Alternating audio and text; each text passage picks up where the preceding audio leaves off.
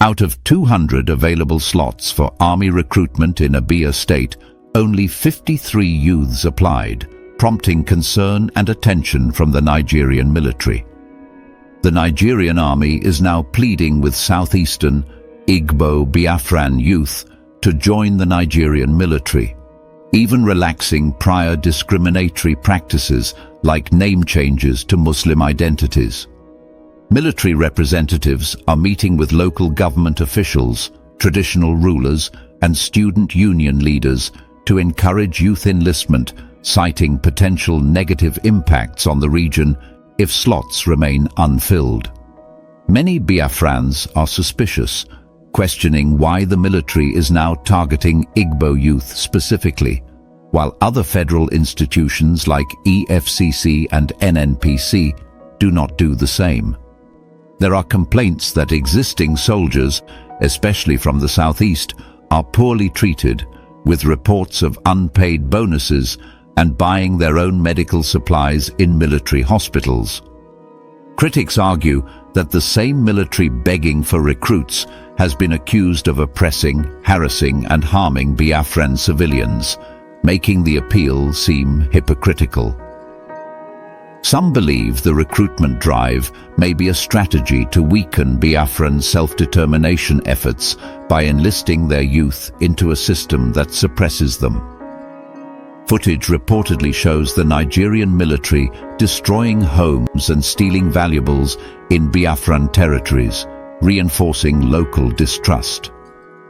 A Yoruba pastor is featured calling for communities to set aside religion and prepare to defend ancestral lands against what he describes as territorial invasion masked by religion.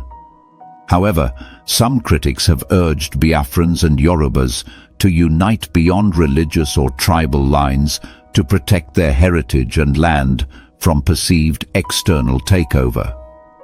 The news report highlights a growing crisis in the military recruitment efforts in southeastern Nigeria, specifically in Abia State, where the Nigerian army is encountering an unusually low response from local youths. According to the report, the Nigerian army had allocated 200 recruitment slots in Abia State, but only 53 young people applied. This low turnout has raised concerns within the military establishment, prompting high-ranking military representatives to intensify their efforts to encourage enlistment among the Igbo youth, who are part of the Biafran population, even as the army appears to have relaxed previous policies that pressured potential recruits to adopt Muslim names. This recruitment shortfall is seen by many as a reflection of deeper issues of trust and treatment within the military. Reports suggest that many soldiers, particularly those from the southeastern region, feel undervalued and mistreated. There are claims that some of these soldiers have not received their promised bonuses, and in some cases they have had to personally purchase their own medical supplies during times of need in military hospitals. Such challenges not only reduce morale among current servicemen and women, but also undermine the attractiveness of a military career to young men and women who see little hope for fair treatment and progress within the institution. The military's appeal, therefore, is not coming from a place of strength, but rather from a position of desperation. High-ranking military officials have begun engaging directly with local government leaders, traditional rulers, and even student union representatives in attempts to remedy the situation. Their message is couched in terms of national unity and the collective interest of the southeastern region. They argue that if the available recruitment slots continue to go unfilled, the region might face serious consequences, not merely in terms of security, but also regarding the socio-political stability of the area. The Nigerian army is emphasizing that enlisting in the military is more than just about joining a national institution. It is portrayed as an investment in personal development and a contribution to the nation-building process. The narrative coming from these military representatives, however, is met with a mix of skepticism and outright suspicion by many local residents. There is a growing belief among Biafran communities that this renewed drive for recruitment might be part of a broader strategy to dilute or even undermine local self-determination efforts. The argument is that enlisting local youths into an institution that has, in the past, been accused of oppressing and even harming Biafran civilians could serve to weaken any future push for greater regional autonomy. For many in the community, the timing of this recruitment campaign appears suspicious, coming at a moment when trust in the Nigerian army is at a historic low. Footage circulating on social media, as mentioned in the news report, further compounds the distrust. Videos reportedly show Nigerian soldiers accused of destroying homes and looting valuables in predominantly Biafran territories. These disturbing images have heightened local fears and contributed to the perception that the military's intentions are far from genuine. In some cases, residents have described these actions as part of a systematic effort to assert control over the region through both physical destruction and psychological intimidation. Among the voices joining the chorus of criticism is that of a well-known Yoruba pastor, who has called on communities not to let religious identities divide them in these trying times. In his impassioned pleas, he has urged individuals from both the Yoruba and Igbo communities to set aside their religious differences and unite in defense of their ancestral lands. According to him, the true threat is not an ideological or religious one, but rather a territorial invasion that is being masked by religious rhetoric. His message resonates particularly with those who have long felt that their heritage and ancestral rights are being trampled upon by larger state forces. The appeal to unity goes deeper than a simple call to join the military.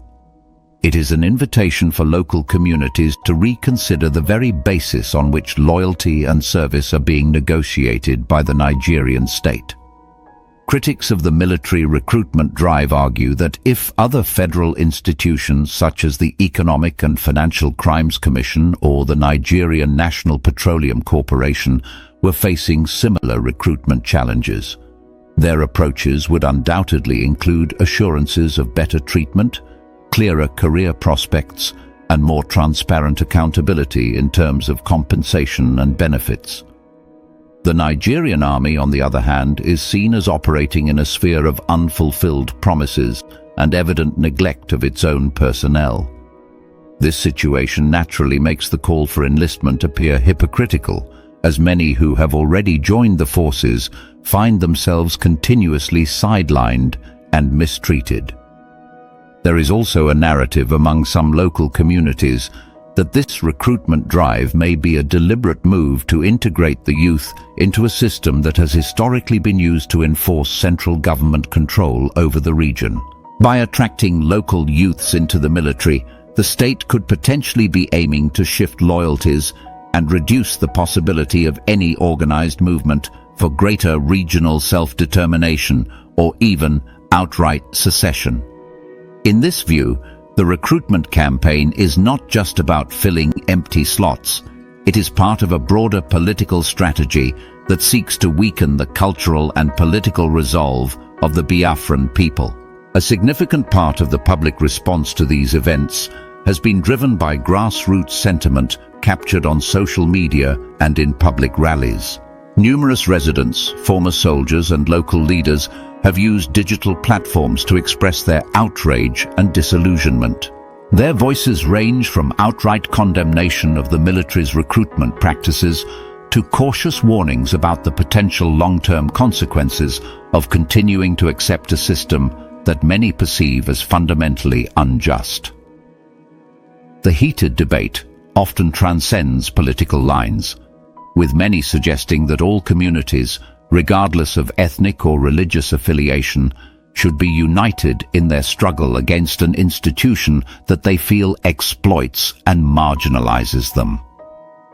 This situation, complicated by the historical experiences of the Biafran people with the Nigerian state, calls for a thoughtful examination of how national institutions engage with regional populations. It is clear that years of neglect, exploitation, and mismanagement have created a reservoir of resentment that now seems to be boiling over in public debates and protests. The public opinion against the current military recruitment drive is emblematic of a much broader dissatisfaction with the way state institutions treat local communities, and it represents a call for accountability, fairness, and genuine inclusion in national projects. The Nigerian Army's apparent willingness to ease some of its rigid entry requirements, including the controversial practice of imposing name changes as a condition for enlistment, underscores just how desperate the situation has become. Such measures, once considered unthinkable due to their coercive nature, are now on the table as part of efforts to appeal to a community that has long been distrustful of the military establishment. This change in policy is not without its critics. Many see it as a clear indication that the army is operating under severe pressure and is willing to compromise its own standards in a bid to secure recruits. In conclusion, the news report paints a complex picture of a military institution in crisis, struggling to maintain its numbers in a region that is increasingly resistant and disillusioned. It reflects broader themes of historical injustice, regional marginalization, and the relentless quest for self-determination among the Biafran people. The public reaction to the Nigerian Army's recruitment campaign is not just a commentary on the numbers, 53 applications out of an expected 200 slots, but a powerful symbol of the deep-seated mistrust and frustration that permeates the relationship between the state and its citizens in this region. The ongoing narrative suggests that unless these issues of mistreatment, neglect, and marginalization are addressed, attempts at integrating local youths into national institutions may not only fail, but could further inflame regional tensions and contribute to an even more polarized society. The Nigerian Army headquarters have begun a sensitization of mass enrollment of Igbo youths into the Nigerian Army to fill up the drop-in quota of the Southeast Zone. Today in Enugu, Army delegates are interfacing with local government chairmen, traditional rulers, a town union president, and leadership of the student union, echoing the importance and motivating Igbo youths to join the Nigerian Army, noting that withdrawal of Igbo youth from joining the Army en masse could affect the collective interest of the zone. The last quarter of last year, Enugu State had a slot of about 200 persons. But they were able to fill up to 100. A lot of young men that really want to join the army. But for some of these sentiments being bandied around, some of them lack encouragement from the local government councils. We have come to get the buy-in of the grassroots politicians, our royal fathers, to help us to raise these numbers, so that Enugu State can fill up their slots. Stakeholders in their respective speech applauded the initiative and accepted to carry the message home, while urging the Army to address fears of marginalization of the zone. Army, as one of the top organs of the government, wants us to participate. This will change. This will do some fundamental touch about people's position. We are more interested now than ever because he has communicated in such a way that makes us understand that it is not just about contributing to the nation building, it is about investing in your own self by belonging to the force that binds the entire country. Those of us who are privileged to be the stewards at our various local governments will drive down this message back to our place. Before now, our people used to think that joining army is of no benefit to our people. But with the message we got today, the sky is going to be our starting point. The assurance was that henceforth, Igbo youth would find trust and confidence again in joining the Nigerian Army. Yes, I don't know if you have heard this one. This one is breaking out. This one are fresh, undiluted. So the Nigerian Army they beg the Eastern youth to join the military. They say come and join army. The Nigerian army is telling the youth from the east to join the military. Is it not funny to you? Bro, the 7 I can't join army. Igbo youth, come and join the military. Come and join the military. That is what the Nigerian army is telling the Igbo youth. Why is the EFCC not saying Nigeria Igbo youth come and join the EFCC? Why is the NNPC not saying Igbo youth come and join NNPC? Why is the custom not also advertising and calling the Igbo youth to come and join a custom? Or is it just Nigerian army? Nigerian army is not about calling the Igbo youth to come and join army. The ones there, are they being treated well? When they treat the military, are they being treated well? Are the ones there giving their lives, are they being treated well? I have cases of military suffering in that 44 National Resource Hospital there. Those ones fighting for this country. Yes, so many of them are there suffering, buying drugs from their own pockets. This is not, I said it before, they came for me, the military debunk it. But what I was telling you in that video is fact. Those guys in the 44 Army Resources are buying drugs from their pocket, and now you're here calling other people to come and join. Bro, if the military is paying fine, US recruit foreigners. You know, because why? The pay is nice. They recruit foreigners. Foreigners join the military. In UK, in Ukraine, in other countries, even in a war zone, the foreigners join. Why? Because the pay is very lucrative, it's very sweet. So if your pay is very sweet, if the military pay is very sweet, who will not join? There is no point of you calling people to come and join. They will join without you even calling. Not this one that you pay. How much is their salary? How many of them have gotten their bonuses? I have complaints from the military personnel that their bonuses have not been paid. They have not been paid their bonuses, and they are there giving their life for this nation, giving their lives for Nigeria, giving their life for this country, and you're telling the other people to come and join, whereas the one that have joined, you have not taken care of them properly. They are not being taken care of. So guys, this your call for the Eastern people to join the military is, for me, is a forsake winner. Forsake.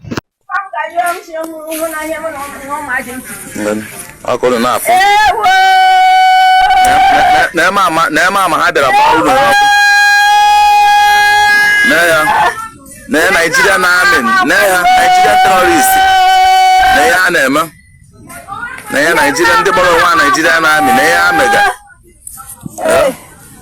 asị na ha na-achọ ụmụ ọma je na-ezukọ isi oshi, ewere ndị oshi etikọcha n'anya anụnwa na-ezukọ abata n'ụlọ, ebukọcha ihe niile nọ n'eti moto, ebukọcha mụnye ụlọ ọkụ pụọ.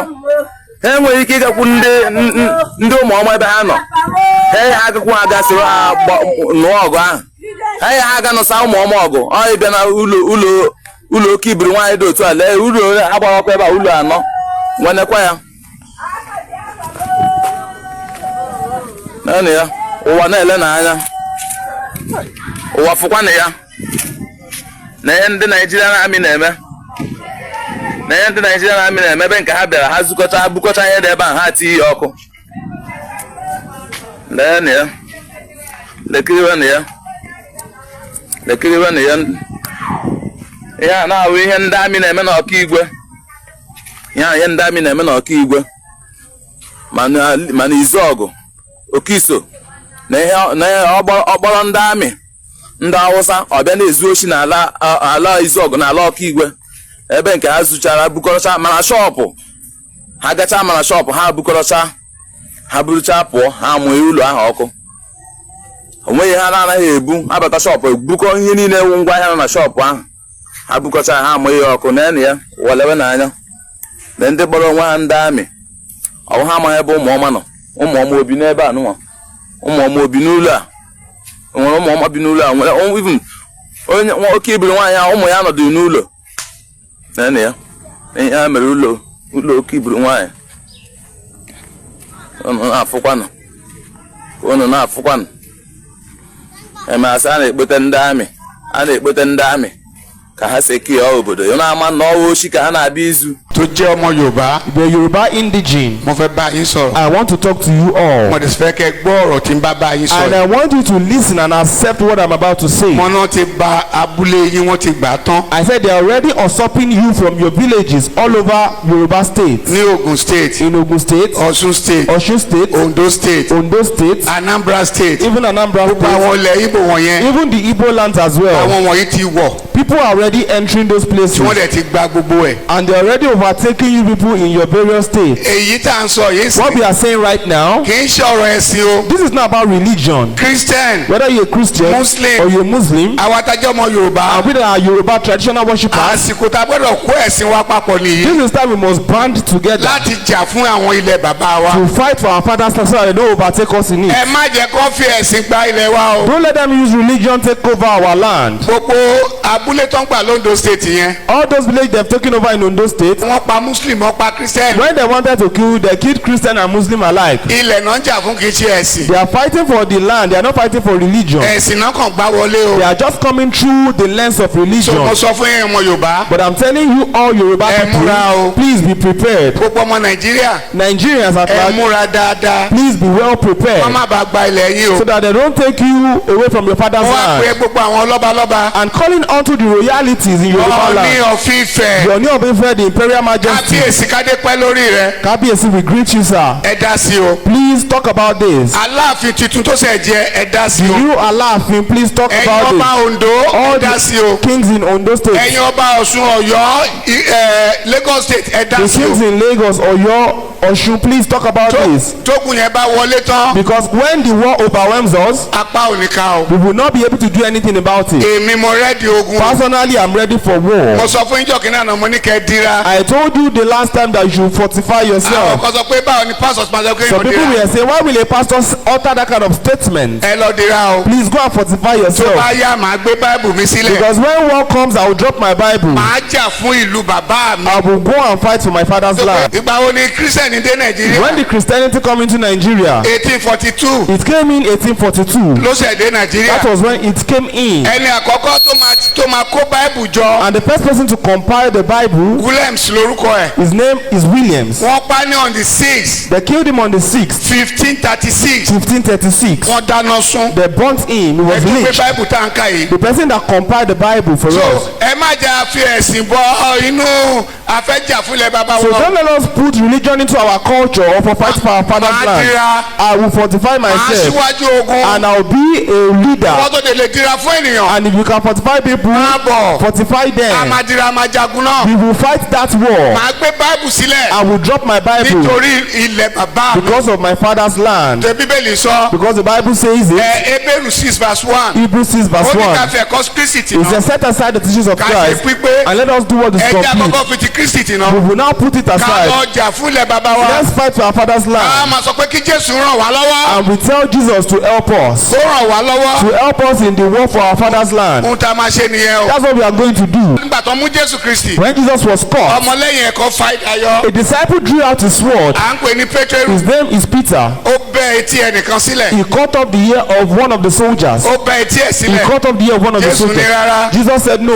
ti idà rẹ̀ bọnú àkọ̀. Keep your sword back in the shirt. Jésù ní tó bá yá o. That when the time comes, ẹni tó ní aṣọ kó lọ tà á. if you have a cloth, go and sell it. ẹ tó ní bàtà kó lọ tà á. When the time comes, if you have sandal, you will sell ẹ lọ it. sí Luke 22. Go to Luke 22. so ẹ má filẹ̀ bàbá yìí sílẹ̀ o. Please don't leave the things of your father and the land of your Christian sọ father. pé kí n má jà fún bàbá mi. Christianity does not stop me from fighting for my so father's ìwọ náà rights. má wòran ọwọ́ ọmọ Yorùbá. So if you are Yoruba indigene, don't just ẹ má fold your jẹ́ kó wá hands. gbalẹ̀ bàbá wa lọ́wọ́ wa. Don't let them take over our father's land from us. This is the end of our news update.